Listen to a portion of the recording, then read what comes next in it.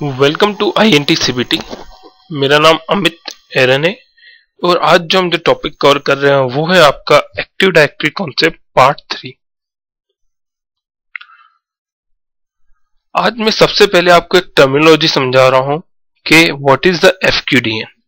आपको कई बार सुनने को मिलेगा कि FQDN, और हो सकता है कि आपसे कोई भी इंटरव्यू में भी क्या पूछ सकता है, क्वेश्चन पूछ सकता है कि व्हाट इज द FQDN। तो मैं आपको समझाता हूं FQDN होता है क्या है। देखिए, सपोज दैट ये क्या है, मेरा एक डोमेन है, ठीक है। इस डोमेन का जो नाम है वो क्या है, मेरा india.com, ठीक।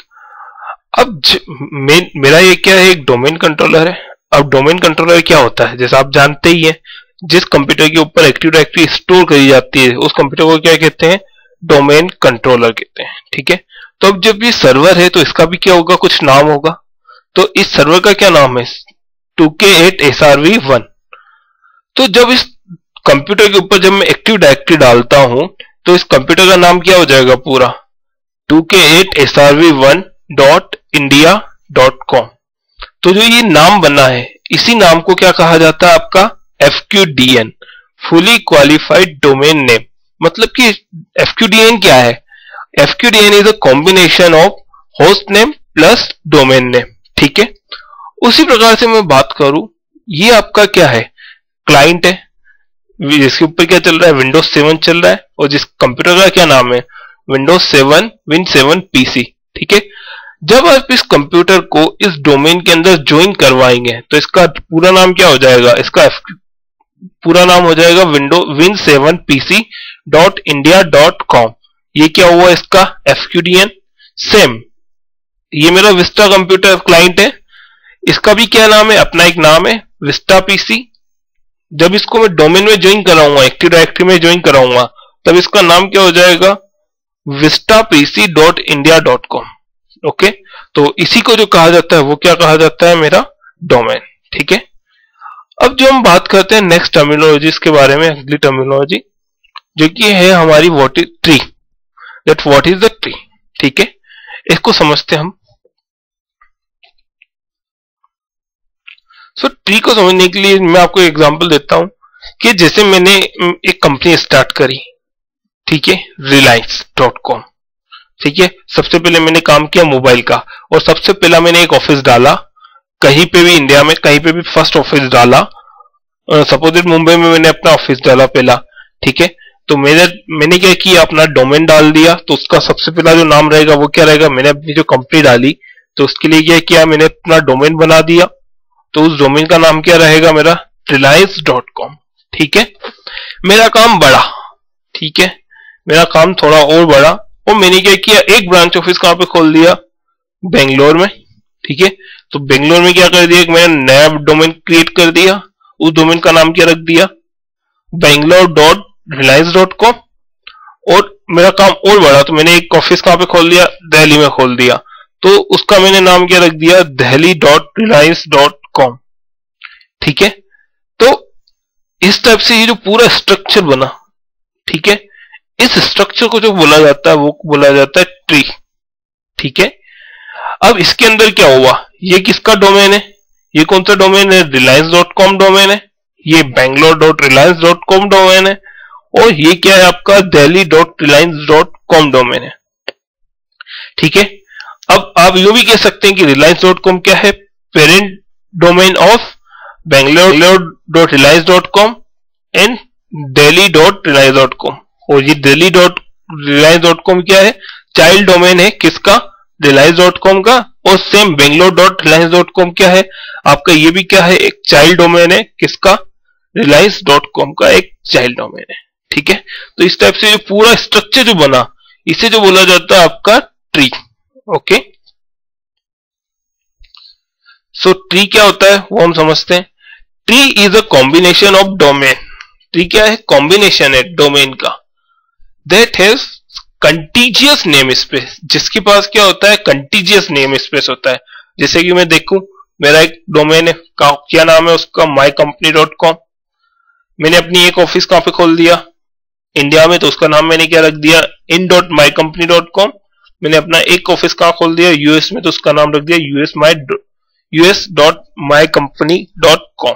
ठीक है, तो इस टाइप से जो आप देखेंगे कि इन सबका जो पीछे का नाम है वो क्या है, सबका सेम है।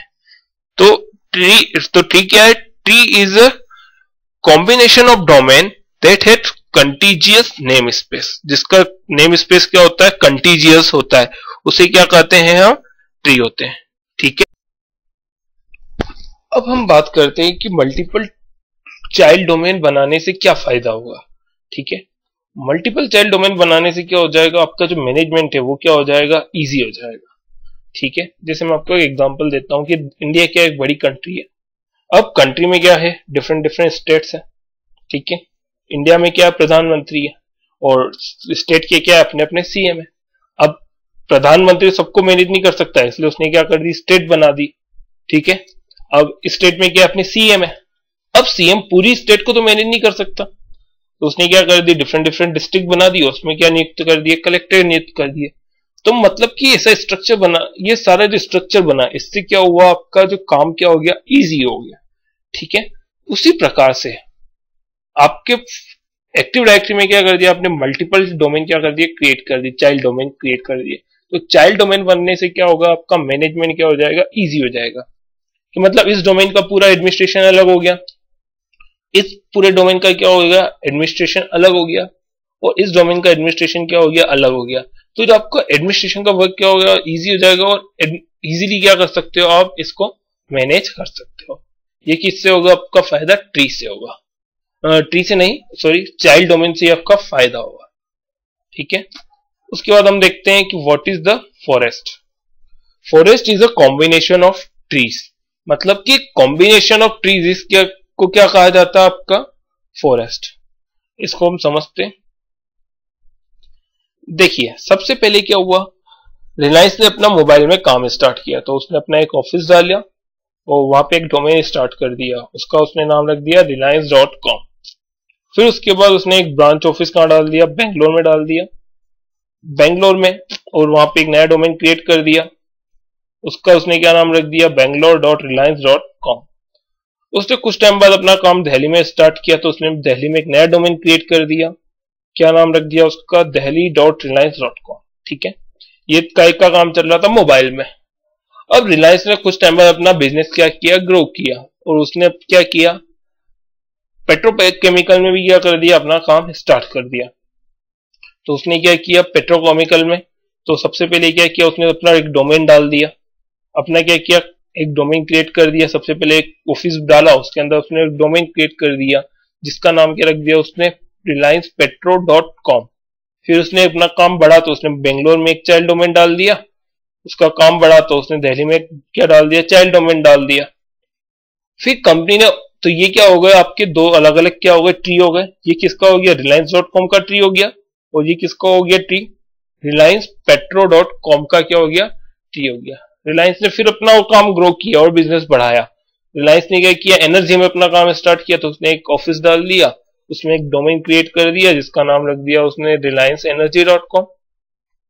उसने एक ऑफिस दिल्ली में डाला, वहां पे उसने एक नया डोमेन क्रिएट कर दिया, उसका नाम क्या उसने रख दिया, delhi.relianceenergy.com। ठीक है, ये किसका ट्री हो गया, आपका relianceenergy.com का ट्री हो गया।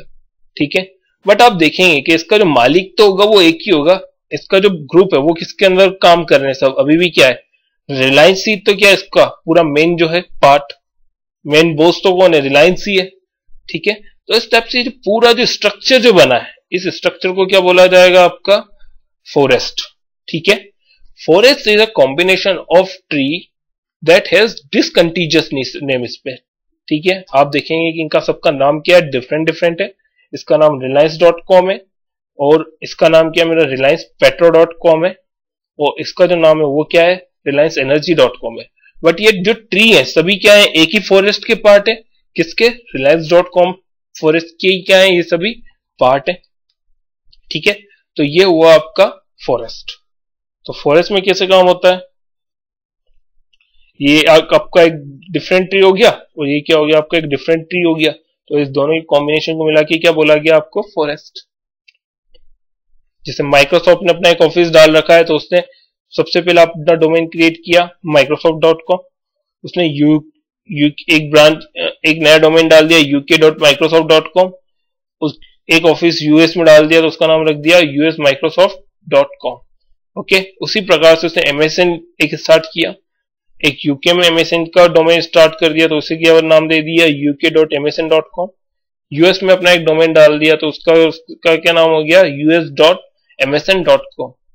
बट ये जो पूरा जो स्ट्रक्चर बना, ये जिसे क्या कहा जाएगा आपका फॉरेस्ट।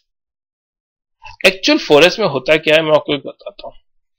जब भी आपको एक पहला डोमेन कंट्रोलर क्रिएट करते हो, जैसे कि मैंने एक डोमेन कंट्रोलर क्रिएट किया किस नाम से india.com से, तो उसका डोमेन ठीक है, तो उससे रिलेटेड डोमेन भी क्या हो जाएगा ऑटोमेटिक क्या हो जाएगा क्रिएट हो जाएगा, उसका ट्री भी क्या हो जाएगा क्रिएट हो जाएगा india.com नाम से, क्योंकि ट्री का तो स्टार्ट तो हो चुका है ना, मतलब पौधा तो बन चुका है, स्टार्टिंग तो हो चुकी है, तो ट्री भी क्या होगा आपका बन जाएगा, और उस नाम से क्या होगा आपका फॉरेस्ट भी क्या हो जाएगा बन जाएगा india.com फॉरेस्ट। अब वो आपके ऊपर डिपेंड करता है, अगर आपने एक चाइल्ड डोमेन डाल दिया तो वो किसके अंदर आएगा, इस ट्री के अंदर आएगा। अगर आपने कोई नया डोमेन स्टार्ट कर दिया किसी डिफरेंट नेम से तो वो क्या बन जाएगा एक डिफरेंट ट्री बन जाएगा, बट वो ट्री भी किसके अंदर होगा आपके india.com फॉरेस्ट के अंदर ही क्या आएगा वो ट्री आएगा। ठीक है, तो ये जो बात करी हमने फॉरेस्ट के बारे में बात।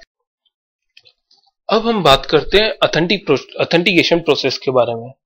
आपका ऑथेंटिकेशन दो टाइप का होता है, एक तो होता है लॉगिन ऑन लोकली और एक होता है लॉगिन ऑन डोमेन। ओके, एक जो लॉगिन लोकली होता है उसके अंदर क्या होता है, जब आप लोकल कंप्यूटर के अंदर लॉगिन लेते हैं तब आपका जो यूजर नेम आप क्या करते हैं, यूजर नेम पासवर्ड क्या करते हैं इंटर करते हैं, तो वो यूजर नेम पासवर्ड किसके पास भेजा जाता है, लोकल सिक्योरिटी डेटाबेस के पास भेजा जाता है।